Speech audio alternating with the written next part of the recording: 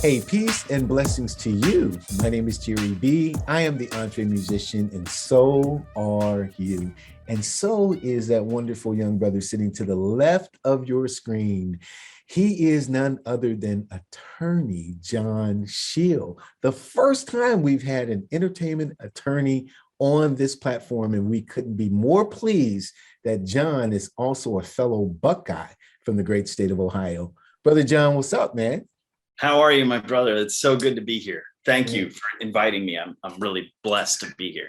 I'm the honored one because, again, I really dig first, and to have the first entertainment attorney. I've been trying to do this for some time, and LinkedIn is such a great wealth of information when you get connected up. That, I think, is the most organic. People talk about IG and whatnot, but most of the professionals that I've dealt with have all been on LinkedIn. And so I'm grateful to have found you just down the street in Cincinnati. Yeah. Yeah, it's amazing. I love your podcast. I love the EntreMusician concept because my business for the past 10 years has literally been to help people turn their creative output into an income stream. That's what I'm all about. That's why I went to law. It was to add to my skill set of already being a musician, producer, recording engineer, live sound engineer. But I wanted to stay in that industry. I wanted to add a skill set that other people didn't have, and I also wanted to be able to pay for things for my diapers for my child and grow my family. I literally went to school to be what I am now. Wow. So I'm happy that this can help other people in the same boat. That's what we're here to do. Well, we got to start into your story because you hit us all with the musician, recording engineer, producer. I mean, let me say this first. I have made a statement online, and I'm getting a lot of great support for it, but you may agree with this, being that you're down in Cincinnati, is the fact that I believe Ohio is the funkiest state in America. I totally agree. I could not agree more. I was having this conversation, and this may be one of the ways that we connected on LinkedIn, because I posted a news article that was talking about the influence of musicians from the Cincinnati area on the rest of the music community, and how Cincinnati is in this elite group of influential cities. Absolutely. And when you look at it, and you look at the history of American music, you've got Stephen Foster, who wrote, these classic American songs from way back. He wrote these songs in the 1850s while he was working for his brother's steamboat company. He was the first man to use the United States copyright sort of system to make a living with music. Yeah. And that started right there on the banks of the Ohio River in Cincinnati. And then you look at the history and where it's gone. We had these recording studios popping up. We had Herzog Records, where Hank Williams wrote and recorded "I'm So Lonesome I Could Cry." So you got the father of country music. And then you got all these Appalachian influences coming over. So you got the Stanley Brothers, and they recorded "Man of Constant Sorrow," and their version of this folk song that became the standard for it, which then Bob Dylan covered on his first record, which then George Clooney lip synced in the movie "Oh Brother, Where Art Thou?" And it comes right from right here. And not only that, you got folks coming up from the South. So when King Records was forming and Sid Nathan was looking for acts, he brought up James Brown from Augusta, Georgia. And he had a history of recording great stuff. So he had Hank Ballard and the Midnighters. He had Freddie King, and he had this drummer who's a friend of mine, Mr. Philip Paul, who's 96 years old. Man is still kicking and playing drums. He's awesome. But he recorded on country hits, blues hits, bluegrass hits, which they called hillbilly music or folk music, depending on what side of the coin they were on. And it really became bluegrass. And then you've got the seeds of R&B, soul, and funk. You got Otis Williams and the Charms. right? Otis Williams writing tunes that Elvis covered when Elvis was 19 years old. That's writing right. and producing those songs in King Records, and then just having this recording studio that was multiracial, multi-ethnic in the 40s, which was Exactly. before civil rights. And you've got Japanese folks, Black folks, white folks, right. all working together, Jewish folks, all writing, producing, recording, and then pressing and shipping records right from right here in Cincinnati. Man. And that led to, you know, Bootsy and his brother Catfish coming up.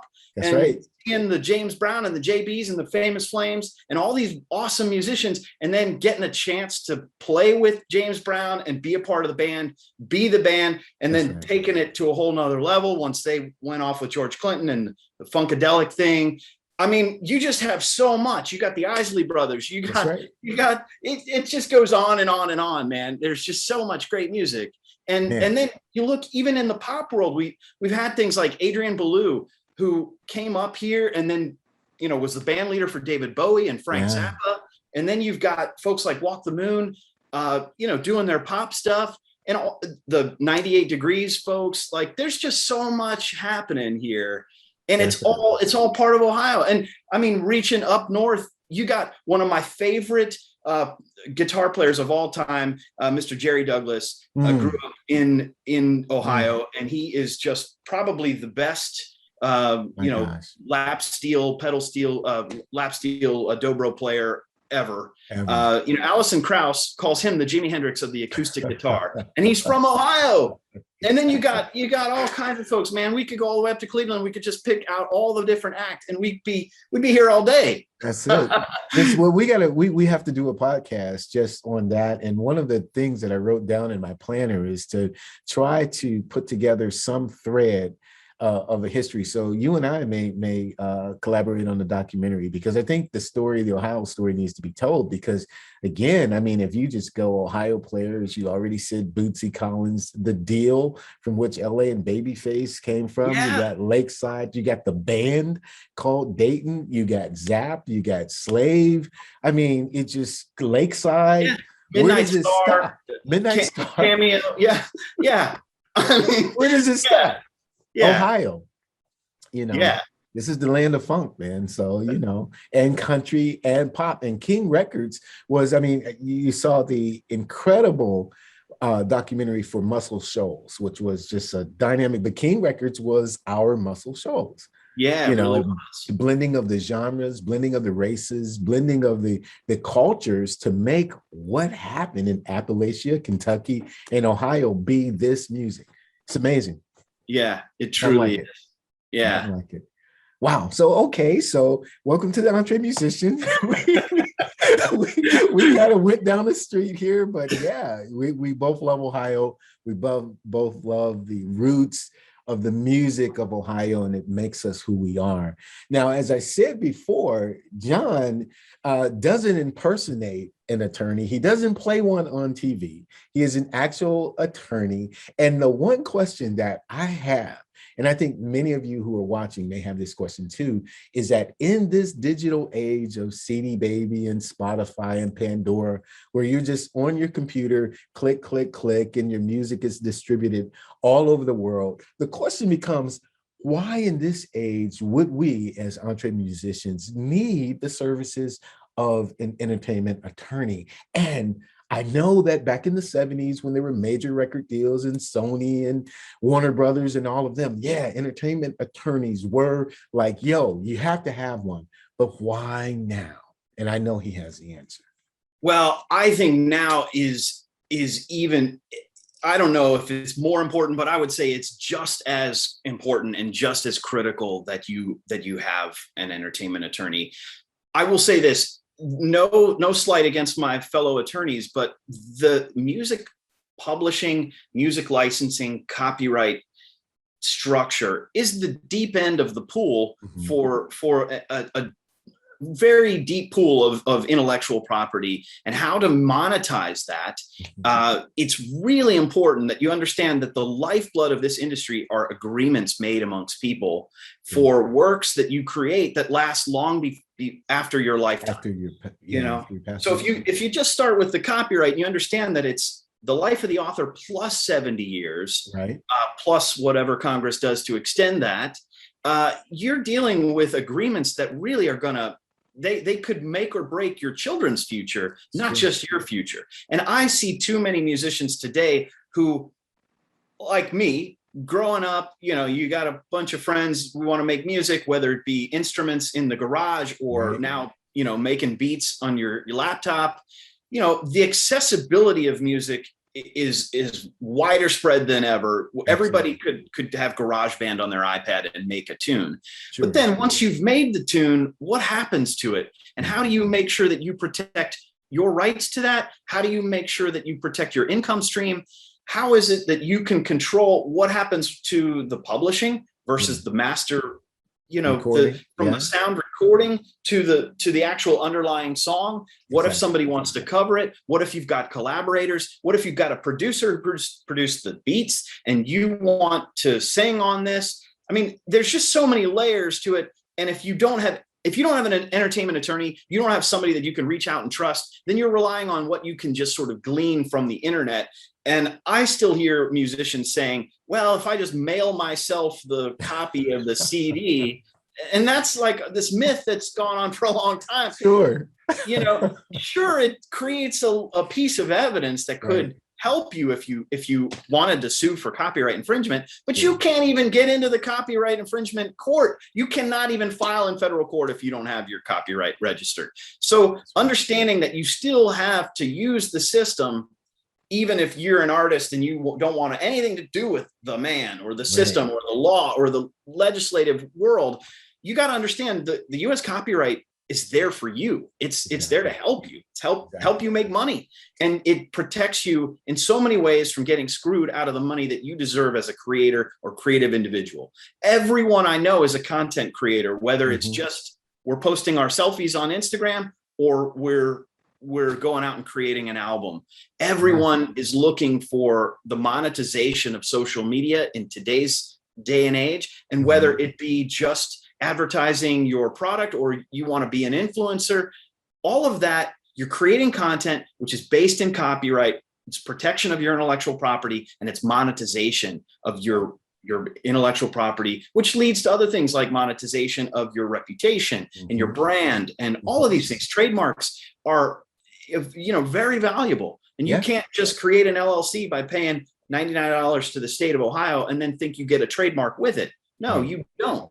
And if somebody else beat you to that trademark, then you got a problem. They might sue you and tell you you can't use that name anymore because they've got a company and they've already registered it.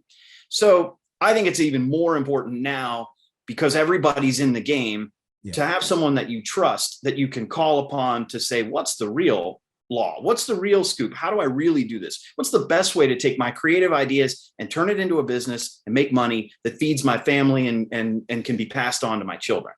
That's the thorough answer. That's on. So we're gonna take our shovel and we're gonna dig into that a little bit more, because you're right about the different ways that your intellectual property can be taken advantage of. One of the ways too, you talked about the trademark, is if having a name, whether it's the name of your band, the name of your brand, and that company who may own that trademark is not going to bother you when you're just 150 people in your audience. But when you have 150,000 people in your audience, then they're like, hey, it's time to cash in on it. One thing too that's really interesting about copyright is I've noticed on particular software or DAWs that musicians use, they have this cloud-based sharing initiative on a lot of their platforms. But I was reading one of the agreements, and what musicians don't know, or what little bit they may not realize, is on some of them, not all of them, but on some of those DAWs, when you're sharing and you're doing this online collaboration, it says very clearly that what you upload to their servers is now their intellectual property. Interesting, right? Because how is it that I'm just making a beat, I'm in Ohio, that other person is in Los Angeles or wherever, and we've decided to collaborate and we're both using the same DAW. It's a cloud-based system, and the beat that I create, I'm using their software, I'm using some of their loops, but it's because of the way I arranged it, it's now my composition, but no, it's not. because it now belongs to them who own the software. Isn't that great? You got, so as a you know, lawyer, you have to know. That makes my skin crawl, because that means there's a lot of people that could get screwed by that service. That's exactly correct. I would say that there's a better way to do that. And I do know of some very valuable tips. I'll throw this one out there. They're in the process of rebranding, and who knows if they'll charge for this service in the future. But right now, there's a company that their website is Audly, AUDDLY.com. And it's a wonderful tool that's free for musicians for collaboration. And here I am pitching somebody else's product, but it's great. Look, I've been writing music for ads, TV, and film in the past 2 years. My focus on that has gone through the roof because of COVID and the pandemic and being, trapped and not being able to go out and perform. Sure. A lot of my clients the same way. A lot of musicians had to sit on the sidelines. So from major label musicians down to the indies, Exactly. or just up and coming bands, a lot of people are getting into this idea of what is sync licensing, and of course that. The licensing aspect, you definitely need to read contracts. You need an attorney for that stuff. But Audly is a great way to collaborate because it doesn't take any ownership. It's just a holding place. But what it also does is it says, who are all the collaborators? And here is a proposed split sheet right off the bat. And how many times have you been in a session or just gotten together with some musicians and you start grooving or vibing on some music that you're making and you think, hey, we could make this into a song. Yeah. Well, how I can think of all the times when I was in high school or college doing that stuff, and nobody even used the word split sheet, let alone pull out a piece of paper and start writing down who wrote what and who owns what and all of that sort of stuff. So this allows you to share tracks, share files and stems. It allows you to go ahead and put everybody's ASCAP and BMI information, your IPI number, your PRO information, all in there. And then it proposes split sheets. You can just say equal if you hit one button and it'll equally distribute things. But you can put in there, just to be clear, you can have who was the producer, who was one of the authors, who was a composer if they just did music. And you can kind of put little labels and you can create the basics that you could hand to an attorney and say, hey, I really need a full-on split sheet or a split agreement or a one-stop agreement that these are the guys and we're going to pitch to X label or sync agency and try and get our music in Netflix and Hulu and all the content providers that are out there. They're looking for great music. And there's so many music supervisors who are looking for young, up and coming indie. I point to myself, I'm not so young anymore, but they want people who aren't like, okay, Led Zeppelin or, established classic acts. They're looking for hungry musicians who maybe have been hit hard by the pandemic. So they want to help you. But you've got to help yourself by getting all your ducks in a row. Because if you don't have all your stuff figured out, it's not one stop, what they call one stop. And they got to go hunt down all the writers and figure out all the publishing. All of a sudden that deal is gone because they got 250 songs waiting for that 1 30-second cue. And they can just sub out yours and put in somebody else. Keeping your legal in order is like half the battle. And with the democratization of recording software, everybody and their brother has a studio in their basement, right? Or in their house or their bedroom or whatever. And you can make sounds and beats anywhere. You can do it anywhere. Yeah. But you got to take care of the other stuff too. So make sure that you have your documents in a row. Make sure that if you sign a contract with a producer, he's not getting a portion of something that maybe he doesn't deserve. Maybe you showed up to the studio and you had all the music written and you had all the words and you had everything. And all of a sudden he wants a share of your publishing. Right. Maybe that's not the right thing to do. That's maybe you cut him in on the master side if he wants to be paid on the back end, or maybe you learn how to negotiate an upfront payment so that it's a work for hire so that you can just record your track and then take it on down the road and you pay the guy and you're done. That's right.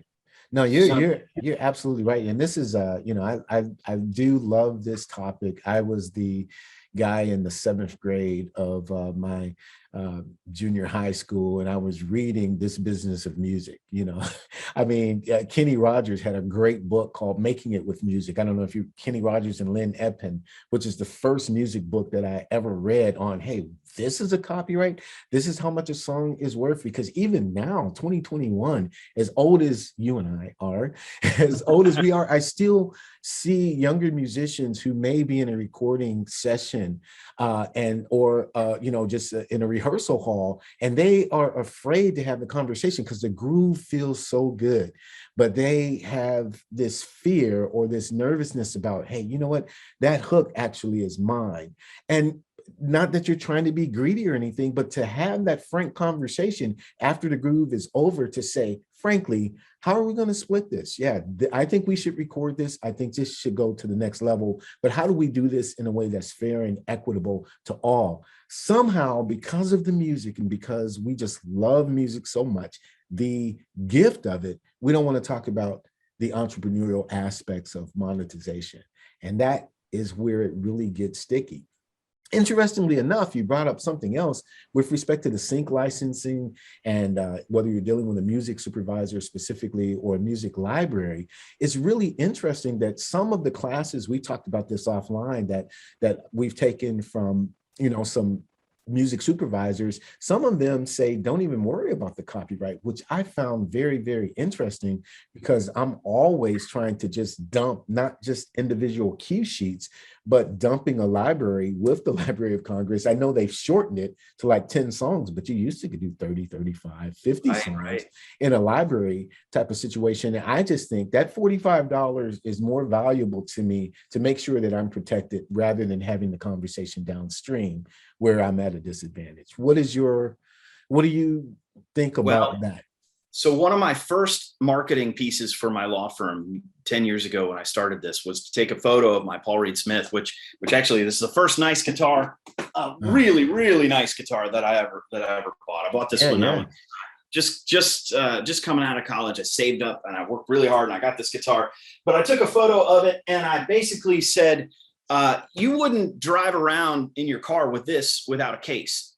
So protect your time and talents and speak to an entertainment attorney about your music so that you can protect it just the same way we protect this case. Some people are afraid of the costs, et cetera, but to get into the actual cost of the copyright, look, I paid for that guitar with the proceeds of many, many gigs. And it was a part of my business plan to buy an instrument that was worthy of all the time and energy that I was putting into practicing and getting my chops up and all the time behind the fretboard. And this was like not only a reward, but it was also like, okay, now I'm a professional. I have a professional tool to do a professional job. And you just wouldn't go into a profession without some form of a business plan. And as far as business planning, you just have to understand there are costs, and registering your copyright is a part of those costs. Just like an artist is going to buy an easel, you have to pay for the tools, and a copyright is really a tool that puts a case around your intellectual property. It's a way to take care of your future and take care of your future monetization. Now, I teach a class. I've got this music business mentorship where we literally create a business plan for anyone who's coming to the class. And I've had music managers, band managers, I've had young guitar players in jam bands, I've had female rappers, I've had beat makers, I've had folks who just aspirationally want to be a performing musician or gigging musician or sync songwriters. And the course was really designed to sort of answer a lot of the legal and business questions that people had after going through. And I took a licensing, an intro kind of licensing course just at the beginning of the pandemic with someone who had been in music licensing for a long time and had a very successful track record. And yet of the 300 people in this course, there were so many questions. And sometimes the mentors would say, yeah, I don't copyright my songs. And as a lawyer who's had to deal with copyright infringement, that sort of stuff just makes my skin crawl, because it's like you're sending people out unarmed. Now, I understand that if the song is written for sync and it's not written for an artist project that's going to be out on Spotify tomorrow, you might want to hold that in your back pocket. Maybe you've uploaded that song to Disco and you've only just shopped it around to the sync community. And so you haven't filed for copyright yet, but you got a great production and maybe you might get a placement. But when you get a placement and it's now going to be on Netflix or Hulu or Amazon, now, once you sign that copy, before it gets out there to the general public, you're going to want to go ahead and file that. Yes. Or even if you want to wait till the check comes in, because the truth is there's steps to a copyright infringement situation. If somebody has access to your tracks, right off the get-go. Maybe your producer stole something. That's a whole different ball game. Yeah. But somebody hears you on the radio and says, I want to do something exactly like that. I want to write those lyrics. If you don't have a copyright and you wait until later to say, hey, we were influenced by the fact that my song was just on HBO last night, and you wrote your song, and now you're getting all this money, and you use the exact same lyrics, same melody, same chord progression, same rhythmic feel. All this is sort of and I'm creating a clear hypothetical. Yeah. But if you were in that situation and you hadn't filed for copyright, well, what you've done is put yourself at a severe disadvantage, because when you do have to file that federal case, you have to have it registered. And if you've only registered after you discover the infringement, you can't ask the court to award statutory damages or attorney's fees. Now, I can get into what statutory damages are, but just understand, for all you viewers out there, the judge, if they can't determine what the actual money that was made off of the infringement or the amount of monetary value to award you, they can award, if you do it right, statutory damages that can range from $750 up to $150,000 per song. So that could be a real serious chunk of change coming to you. The other thing is attorney's fees. And in the Midwest, in Ohio, we're lucky with a lower cost of living than Manhattan or LA, but you're still talking about a really good entertainment attorney at a well-known, reputable firm in Columbus. He's a colleague of mine, somebody I've done business with. It's $350 an hour. Now, I'm a little bit less than that because I have some up and coming indie folks, and I try to be affordable for folks. But I will say that $350 an hour in the Midwest is nothing like in Manhattan. You're looking at $500 to $550 an hour. And those copyright litigators do not work like the personal injury lawyers. They're not saying we get money if you win your case. No, they want you to pay up front. So you're putting money down and you're throwing good money after bad. And all of a sudden you're like $100,000 in, and you may not have even gotten to court yet in a real serious case. So if you can't ask the judge to award your attorney's fees, man, that's just a killer. It's a brutal reminder that it's a business decision, that litigation is just an expensive form of negotiation.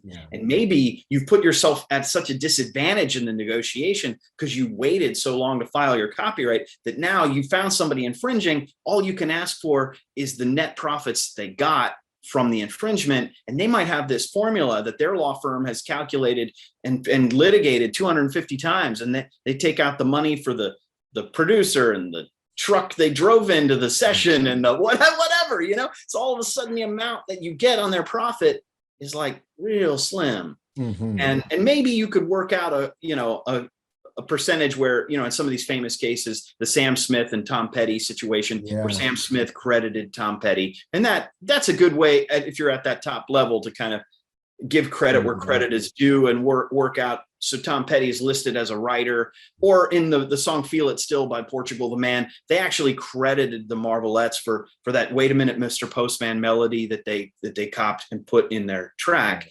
Because they knew right away from the get-go that was the influencing factor, and they wanted to just be cool up front.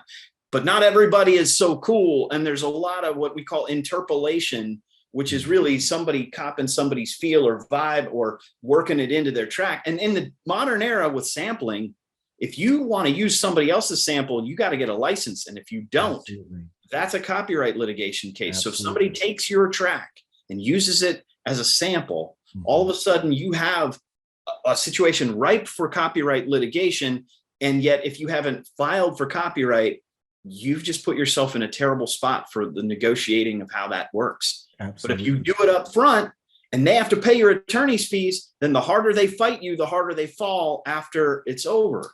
So you have to understand all of those factors. And that's why you want to talk to somebody like me who's been practicing entertainment law for 10 years. When you're creating a product and you want to bring it to marketplace, you need to have a trusted advisor who knows the rules of the road so that you don't hit those potholes, man, and derail your car. That's exactly right. Yeah. We haven't even gotten into performances yet, because you're dealing with booking agents, you're dealing with venue owners, you're dealing with promotional people, and there are agreements and contracts that come into play, with that. So you got, on one side, you got the recording end and the distribution of your music, whether it's online or direct sales. And then you have, hey, I have to get out here and promote it. So you got to hit some stages. And if you're going to do 5, 6, 12 cities, how many people are you talking to, and how many documents are going to cross your path where you're going to have to sign? So it's really interesting too, because the inverse of that is attorneys really take a bad rap from musicians. You know, I mean, you know, you have that used car salesman stigma, you know, and many people have said, including Kenny Rogers, that the music business was created by attorneys. You know what I mean? Music business was not created by musicians, because musicians want to play music, but in order to make the transactions, attorneys became involved. Is that a true statement? And answer that, and then answer, how do we as entre musicians get past the stigma that we were force-fed that talking to an attorney is a bad thing? Well, I will say this. First of all, I started off as a musician. Even though my father was an attorney, his father before him was an attorney, his uncle was an attorney. I have 2 cousins who are attorneys. I'm actually the 9th lawyer in my direct male line from my father's side. So there were judges, there were lawyers, many, many generations back, all leading up to me. But I didn't go to law school until I was 30. Because I was out of college a few years. I was gigging. I was trying to make a living, both doing lots of different things like many of your entre musicians. And I found that this was a skill set that I could really stay in this business. And I remember having the conversation with a studio owner. We were having this late night conversation, and he basically said, look, none of these people that we work with have any clue about the business of music. And I do find it funny that Kenny Rogers might have said that the business was formed by lawyers. But, you know, in the modern era, I think it's true that things are complicated when it comes to business. And you know, if you make $1 million, there's a million reasons for somebody to sue you. So you have to understand, lawyers are out there. They've been there for generations and generations. I will say that when I was entering law school, there was an ABA Law Journal article that had this picture of kind of a Superman logo and like a Jimi Hendrix photo. And it was like, why is it that lawyers are so hated, and why aren't they revered like these rock stars? Why don't we become the rock star of lawyers, where you don't bat an eye if the Stones are coming around or Clapton? You pay them whatever they want for their tickets. If Paul McCartney was going to play in Cincinnati again, whatever it costs, I'd pay the $150 a ticket, and I'd be happy to throw the money at him. Please take my money. I want to see the show, man.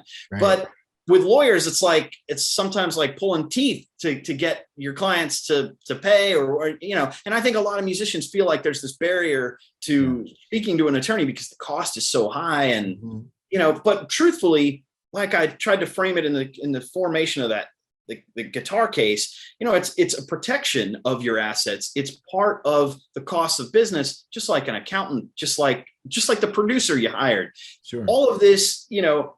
If you want to do this at a high level, you have to understand that there are managers, there are roadies, you're not going to have a great sound at Riverbend or wherever, the Rock and Roll Hall of Fame, without a sound guy. That's right. And if that sound guy is getting paid, well, everybody else down the chain has to get paid too, right? And a lawyer, you know, there are certainly situations where lawyers stop the works from going forward, but I'm not that kind of lawyer, because I've done it. I've done it from the artist side. I want to keep doing it from the producer and the sound guy side. I want to see the show go on. So I want to make it happen. My father once told me that there's lots of lawyers out there, and a lot of them, they will just say no and see what you can't do. It's the really good ones that look at a situation and find out and tell you what you can do. And it's all about, how do we make this business go forward? What's the compromise? What's the negotiation that needs to happen? Or what's the rights under the contract that allow you to progress and go forward? And I think a really good lawyer is worth every penny. And it should be, like that ABA article said, like a rock star. You happy to pay you. I'm happy to give you the money because you're helping me do what I want to do. You're clearing the road. And that's really what a good entertainment lawyer will do for you. And I think that's what needs to be more widely spread. So thanks for this podcast, for allowing me that moment to say that. because I do think that there's tons of horror stories about the way the business used to be, but people of my age and generation and on down, we're creating the new music business, and we want it to be more fair, and we want it to be more equitable. We want people of color, we want women, I mean, gosh, there's a great push from Ohio University to throw out another Ohio reference for women in engineering, the sound engineering, recording engineers, producers. That's correct. We need more women in the music business, just like we need more of every influence to make better art. And Absolutely. If you look out into the future 100 years from now, where a lot of jobs might be replaced by artificial intelligence or computing or robots or whatever, creativity is still going to be a really valuable commodity. And you can still turn your creative output into an income stream that lasts for generations. That's how, if you do it right, with the help of someone like me, you can actually make that happen. You can make that dream a reality, and your children will benefit from it. Your grandchildren will benefit from it. And you could be financially stable. That's the benefit of having someone who knows how to avoid all the problems and do what can be done and get your career moving forward. No, that's excellent. I appreciate you clearing that up, because we want to eliminate stigmas as EntreMusicians. We don't want biases, which are actually obstacles, putting things in our way for us to be able to advance. So I really appreciate that. Now, without giving any free legal advice, what should young Johnny do, who's on his second gig, and he's going from Youngstown to Cleveland because he was invited to this showcase and they shoved this agreement in front of him? What are the 3 most important things that he should just look at before he signs his name? I mean, we know term is one thing, but the length of the agreement. But are there some things that's like, hey, Johnny, you need to go 1, 2, 3, and if this isn't in there, or if it's worded in a way, again, we want people to call you, so you're not giving away free legal advice. But what should young Johnny look for in one of those performance agreements?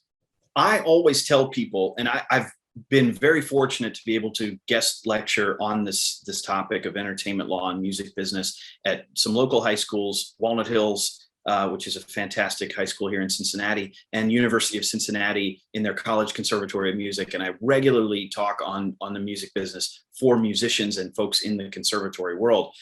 And I always tell them to look at, in addition to like the term you mentioned, look for the money, look for the hidden numbers, look for if there is a number that's not completely quantified. Sometimes you'll see a recording contract where you'll see the word recoupable, but you won't understand what the recording hours cost. So it doesn't say what the producer or the engineer or the actual cost that you have to recoup. So you have no idea how much you're really getting into with this contract. And sometimes a contract can be like a marriage, it's, you're trying to make it work out. Everybody wants it to work, but if it goes wrong, it can go really, really wrong. So you want to know right from the get-go how to get out of that contract as well. If there's a termination clause, if there's any reasons that you know of right off the bat that are clear and articulable, you can repeat it in plain language. That how to get out of the contract. That's really key. Here's another little tip to look for, and that is jurisdiction. Sometimes it's played to our advantage, where we've been able to change some jurisdiction to a home turf advantage. So just imagine if you're in Youngstown and you have a contract shoved in front of you, and the jurisdiction clause at the very bottom of this contract says it's in LA or California law or New York law. And suddenly you got to hire that $500 an hour lawyer in LA or $500, $600 an hour in Manhattan in order to represent you in court in a state several states away to fight about your contract. Whereas if you could have changed it to someplace a little closer to home, Ohio law or a federal court in Ohio, and you pick your venue, then you might be able to utilize a lawyer who's a lot cheaper and a lot closer to home. So jurisdiction clauses can be something that you really look at. And if you are the one who's presenting the contract, you don't want to, say you want to hire your buddy as your manager, and you just go take a contract you saw offline or on one of these, electronic Right. lawyer things. You get one of these things and you pull it down and you just don't look at the jurisdiction. All of a sudden, you and your manager might be having to fly to California to fight about something that you could have handled right here in your own hometown. So it's just real important to pay attention to that stuff. All contract law is based in state law, and there are wrinkles and nuances to every 50 states. I'm licensed in Ohio, but I've done business with clients all over the world because I look and see what the contract terms are. And I'm really focused on what benefits them, where the rubber meets the road. How do they, if the worst thing happens, how do they deal with it? Right. How do they get out of the deal? How do they step away? How do they try to remain friends? How do they salvage their reputation? All of that sort of stuff. Lawyers are trained to look for the worst case scenario. So if you're thinking about, if everything on this page is right and good, then we're going to have a great relationship. But always ask yourself, what if none of this happens? True. What if this is awful? And I got to get out of it. That's true. Focus on that right at the beginning, and then it'll be less painful if you have to do it later. That's right. Worst case scenarios, and imagine them and then have a plan for them. I tell musicians all the time, what is different about what we do that is different for any other industry. For example, if you have a car and the situation goes bad and you can't pay, they can repossess your car. Okay, same thing with a house and the mortgage. The bank can come and take your house. But what you can't do is you cannot repossess your performance. Okay, so you have to make sure that everything is on point with the venue owner or the booking agent, because once you've played those songs, that set is done, it's over. You can't take that back. There's no recourse you have. So make sure up front you're imagining, okay, I like this guy. I think he's trustworthy. I think she's trustworthy. However, if this were to go wrong, how do I do it? One of the things, and I'm not giving free legal advice because I'm not an attorney, but one of the things that we learned, our band, after 20 years of doing this, was the fact that once we showed up for the sound check, whatever the deposit was, okay, they would give us the deposit in advance.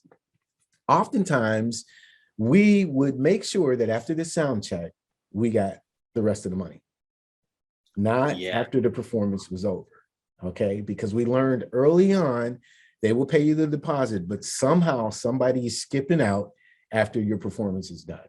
So that happened maybe like 4 times. And it's like, well, we're here, good faith effort. We signed the agreement. Sound check has happened. We're going out to get a burger. We're coming back for the show, but we want our money now. That's a great way to do it. There are so many stories where BB King would be on his bus and he would require half up front and then half on arrival. He wouldn't even get off the bus. He'd have the bus drive around the block multiple times, send the manager in. If they didn't hand him the money, he was not getting off the bus.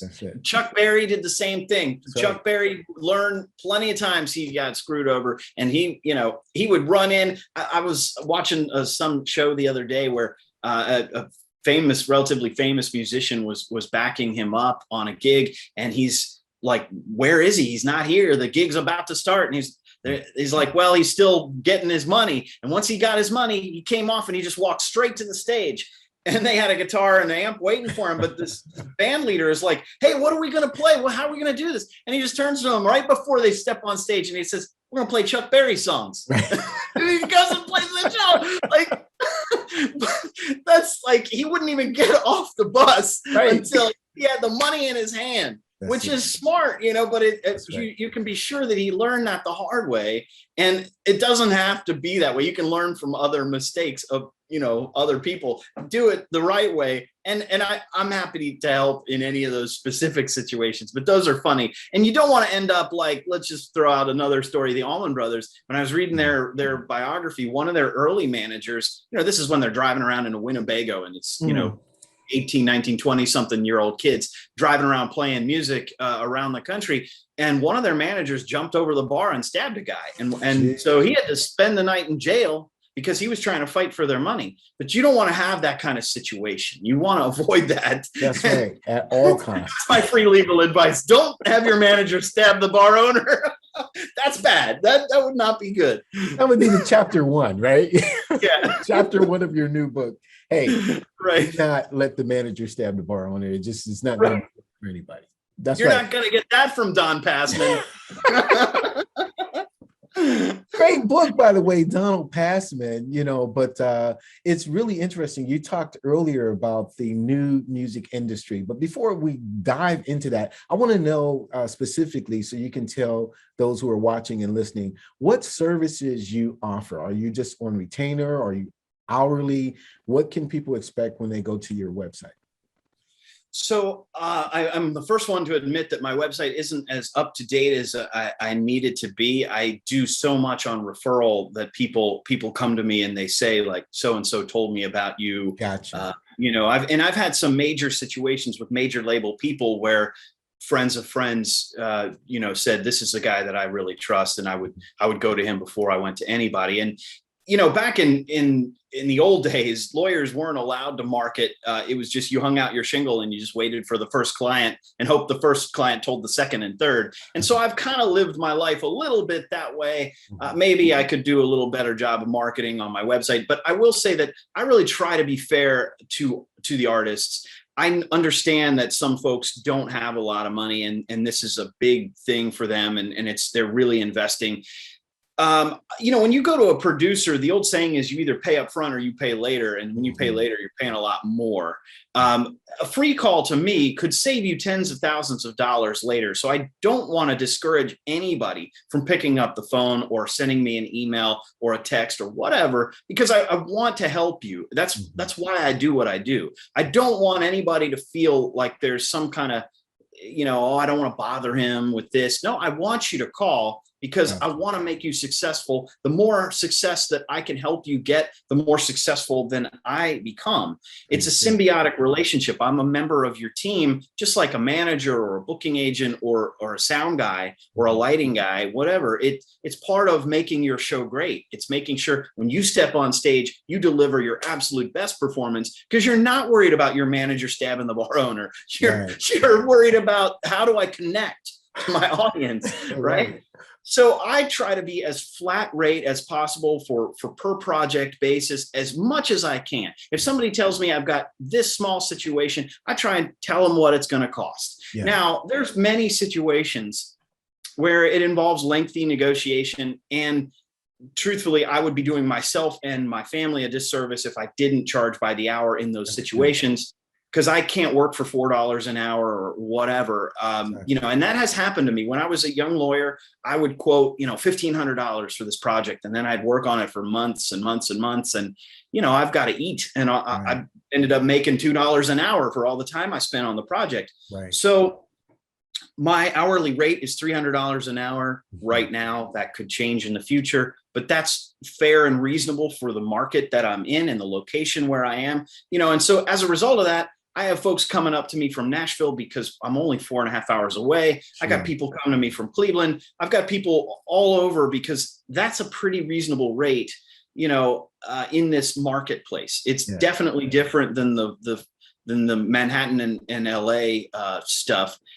Those price points are because the cost of living and their overhead and everything else is much greater. And I can tell you that because I run a boutique practice, I really try to cater to the musicians themselves. So if you came to me and said, look, here's what I've got, this is what I can afford, I'm going to try and work with you. That's the kind of guy that I am. But I will say that up front, part of my contract says that when you hire me and I'm going to be with you for a while, I try to give you my prices for the project. If I can give you a flat rate and tell you, because I've done this 100 times, I know how much time it's going to cost me, and I know therefore what it's going to cost you, I try and give that to you up front.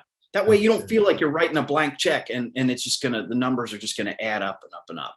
I had one client tell me at the very beginning of my practice, they were so relieved to talk to me, because every time they picked up the phone to call their New York City lawyer, it was like a vacuum got attached to their wallet. Wow. And every few minutes, money was flying out of it.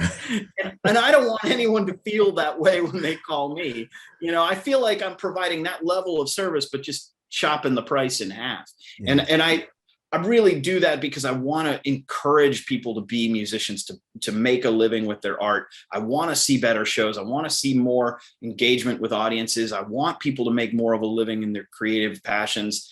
That's just who I am. My mission statement for the law firm was to bring great art, great music to the world. So I'm just trying to facilitate that the best way I possibly can. No, that's excellent. That's excellent. So there's the buffet of things that you will talk about with your client, from publishing to distribution to performances to recording contracts to copyright. I mean, just the gamut of what we need to negotiate and to agree to before we take the next step in the next level. So Absolutely. You're all over the gamut. Now, we talked about the old music business as opposed to this new music business, which really doesn't have, from my perspective, and you can correct me if I'm wrong, we haven't yet stabilized this new music business because things are changing so rapidly. What would you, or what advice would you give the EntreMusician for, there was a time where we just wanted to be discovered by Warner Brothers. We wanted that Bootsy Collins advancement.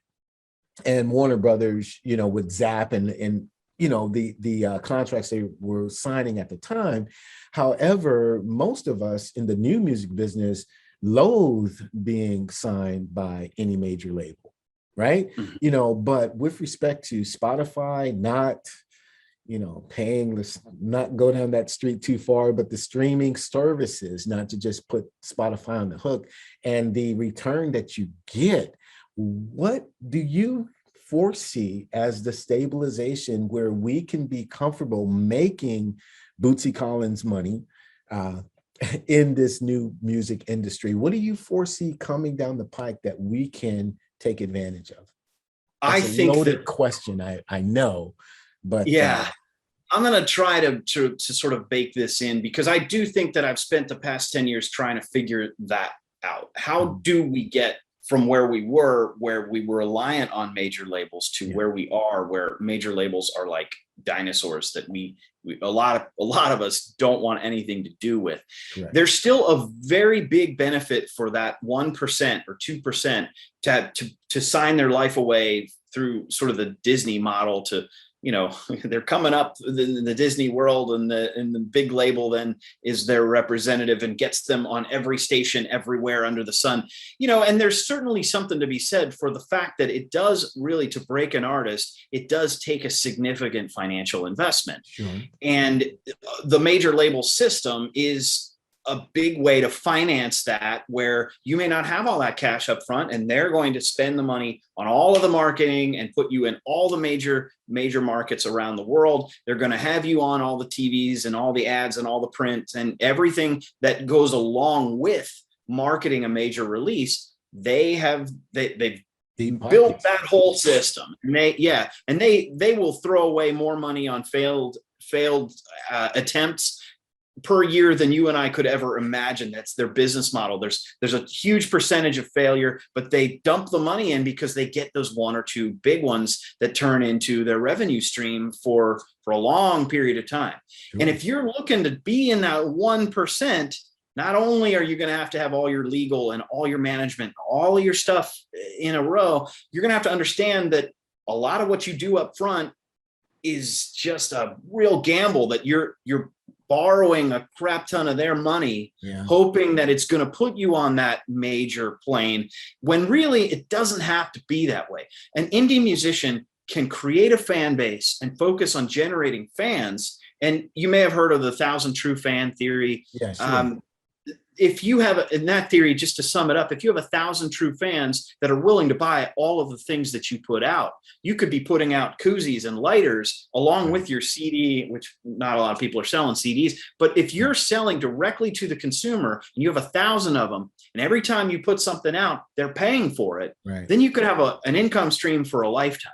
Now, you're not going to be making $2.5 million every year. You might make $25,000 every year, and you might have to work part-time at your wherever else, local coffee shop or something, but you're making a decent amount of money with just the revenue of just stuff you've created. And then your performance your performance is where the lion's share of that money will come in, and then you can grow your fan base. I think that what people need to think about in today's music industry is how to be authentic, how to sell your story, how to market your story, how to connect with your fans such that they want to be true fans and they want to tell other people, and you want to create kind of a viral situation where these folks, every time you come through town, are going to pay money to show up and see you. It doesn't matter if you're in a 250 seat theater or a 600 seat theater or a 2,500 seat theater. If you can build your career to the point where you're increasing the amount of fans that you're getting with every show, with every interaction with fans, that they want to pay for your product, and you're selling directly to those folks, then the stuff on Spotify is sort of a loss leader. You know, it's like when Target has a sale on milk in the back of the store for 99 cents. Right. And you know that a gallon of milk doesn't cost 99 cents, but you go there and you go to the back to get that milk, and you see all the other stuff along the way. Well, if Spotify is your freebie giveaway, you know, and people are listening, then you can turn around and sell a physical copy of a vinyl record that's handcrafted on Bandcamp or something. And on Fridays, Bandcamp throughout the pandemic has been doing no fee Friday, where basically the artists are getting 100% of the revenue. And maybe you turn that into a Patreon type of a situation where you're creating exclusive content for your fans. Maybe what you're doing is then stepping it up and you're going to Twitch and you're taking your band practices, and instead of just having a practice, you're having shows every night of the week in your own space with multiple cameras, with a lighting guy, with effects, with, you know, new things of your show every time. Now that might not be the model for everybody, because some people have kind of a set, these are the 10 songs I play, you know.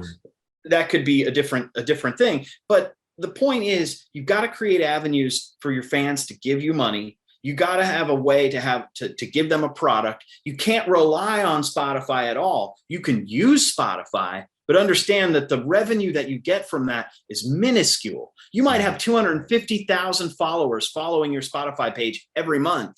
You might have a bunch of streams every month and still only get $25, $26 from them in a check every month. That's not enough to be really in the music business. So all of that stuff, you know, I would say you want to do all of that stuff. You also want to look at, how do I get the most money for the creative output that I'm creating? So while your artist project might be putting out one song every 5 to 6 weeks as a single, and you might release a vinyl album collection every 12 months, you might also be writing other music, and you might be pitching that to sync agents or to libraries, and you might be landing some sync placements. And if you got a Target ad, but for a back to school ad, you might be, you know, for 6 months, that song's licensed to them, and all of a sudden you're getting $100,000. Right. That's a game changer. Exactly. You know, you might land a Starbucks ad that's 55 grand. You might, and this stuff happens all over the world, you might be looking at a Ukrainian water bottle company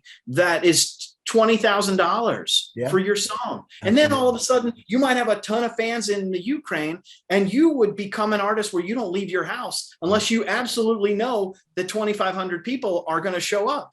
But you know what? You'll get on that plane and you'll fly to the Ukraine because 2,500 people will show up. That's right. And you may not be known in, Cleveland.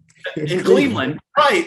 Nobody might know you in Cleveland, but they know you in Ukraine, and that that's a big deal. And you got to start thinking globally in order to increase your music business, because in America we've got only about 330 million people, right? And those are men, women, and children of all ages. And of that, all you need is a small percentage. That's correct. But when you expand that to the world, you've got so many more people that you can market to and create fans, create true fans, create a way for them to buy your product. And then all of a sudden, you've got a business. And your laptop makes it easier. You know what I mean? Your webcam makes it easier. You can be in the Ukraine right now. You know what I mean? Through Google Chrome. You know, here I am. That's right. here's what's up, Zoom, wherever, you can absolutely make it happen. So man, that's really, you've given us a broad brush which to paint with to continue creating this career as EntreMusicians is nuts, man. Now, for most of you who know this, who are regulars to the podcast and to our YouTube channel, you know that we have subscribers. And if you're not a subscriber, then you know this conversation is going to come to an end. However, you also know that because I am a subscriber, there's going to be bonus conversation, on the back end of this with Attorney John Sheil. And so that's what we're going to do. We're going to kind of wrap this up. But if you're a subscriber to the EntreMusician, click on EntreMusician Backstage Pass and get more information, because you know what we haven't talked about? We haven't talked about John Sheil, the musician. I'm eager to know who he is. I'm eager to hear some of the incredible experiences he's had before law and some of the most incredible challenges that he's faced, as well as lessons he's learned that he's going to share with you on the back end. So this is Attorney John Sheil. You can get in touch with him. We have his information right here on the screen via phone call, via email, and you've heard him say upfront what his charges are and why he charges the way he does, what services he offers, and why he can be your guitar case. Okay, so you want to definitely get in contact with Attorney John Sheil. Do it today. I'm imagining I'm putting this out here for you, brother. But if they have any questions, like I don't know what I don't know, that first phone call, you can just help them clear the way and develop a vision. And here's why you need to do ABC. Am I right by saying that? Absolutely. Absolutely. Do not hesitate to call me. I'm happy to talk to you. And if you're in a situation already, let me help you get out of it. But I often tell people that first phone call to me for free could save you tens of thousands of dollars later. So definitely get in touch with me. I like to build a relationship with my clients. I like people to have every interaction be a positive one as much as I possibly can. So just don't hesitate. Reach out and definitely subscribe to this, because I know I've seen some of the other experts that you've had on the EntreMusician, and they absolutely know what they're talking about. Absolutely. So if you're not a subscriber, subscribe, because I think there's a lot of valuable content that you're delivering. I'm really pleased to be a part of it. I'm honored to be here. And I just hope that this spreads the word, because there is a path forward for all creatives who want to make a living in this industry. And with your help and my help, we can make that happen for people. Well, please know, counselor, that this won't be your last time on the EntreMusician. And at some point, I'm sure, you will be the expert in chief for all things law. Like, okay, now we'll turn it over to Attorney Sheil, who will explain this or that for us, because again, this new music industry is changing, it's stabilizing, but there, with new stabilization, there will be new agreements, things we haven't even thought of yet. So, I am very passionate about it. And one thing that I do love about you is your passion for the law. You sound just as passionate as you would if you just wrote a new tune, man. So I really dig that. I'm picking up your vibe. This is Attorney John Sheil. Please contact him as soon as you can. He's an EntreMusician. My name is Jerry B. I'm an EntreMusician, but you know what's most important? So are you. We will see you next time. Peace and blessings to you.